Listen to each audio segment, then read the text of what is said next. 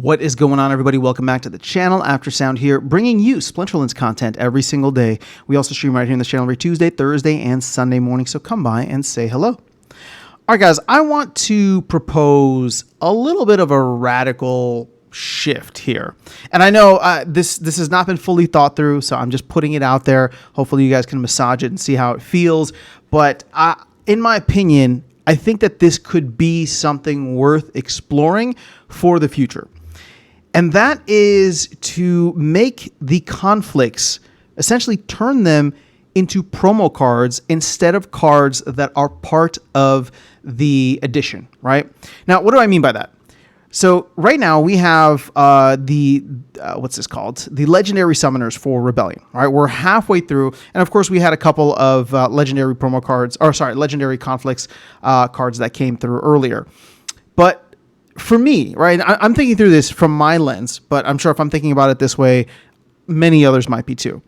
The only thing that I really, really want from this set are the summoners, right, with the tactics and dual elements.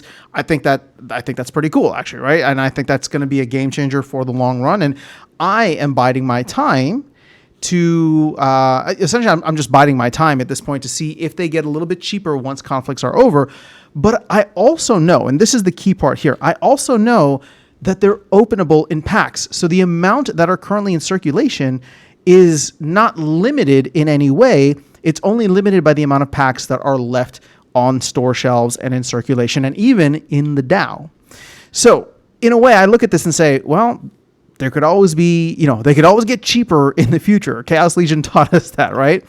And therefore, it kind of holds me back. Now, I'm not the perfect person for this, but I'll get to that in a minute, right? I'm not the perfect target demographic for this. But what I'm trying to say is that if you were to shift this so that conflicts, the conflicts would essentially unlock these cards, right? All of the airdrops, not just these, but the previous three as well. If it unlocked these as not unlike, but you were able to airdrop these as promo cards instead, meaning that there's no other printing, they're not openable in packs. You have to be here, you have to be present for that in order to be able to get it. That could probably push a lot of people to get into a set earlier and to hold the set and hold the cards the entire time through. Now, again, it's not a perfect idea, but these are supposed to be some of the best cards in the game, right? And therefore, just kind of offering them from the get-go as a very limited edition item, right? Meaning that, like, as soon as they're airdrop, like, that's it, right? So think of it where it's just like it's an extension of the previous promo card or the pre-sale promo cards, right? So you have Mantaroth and Grimbardoon Smith, and then like a bunch of other promo cards are added on top of that all through. And the only way to get these promo cards are they're like special airdrop or conflict promo cards, right? Think of it that way rather than the traditional selling of promo cards. But again, the main thing here is that you cap the print rate right off the bat. So therefore, there's no weird kind of price discovery. There's no inflation of cards that could happen at a later point if a bunch of people come in and they print a bunch more. Again, maybe that has benefits, right? Because let's say, for example, what if this was the only amount of Lorcases available? And then we get into a situation where in November you have 20,000 new players come in and they want a Lorcas. I mean, it's a double-edged sword, right? On one hand, having only 1,000 of them available, oh gosh, here we go. Having only 1,000 of them available is something that would definitely drive a lot of value to them in the same way that we're going to see with something like Mantaroth and Grimbardoon Smith.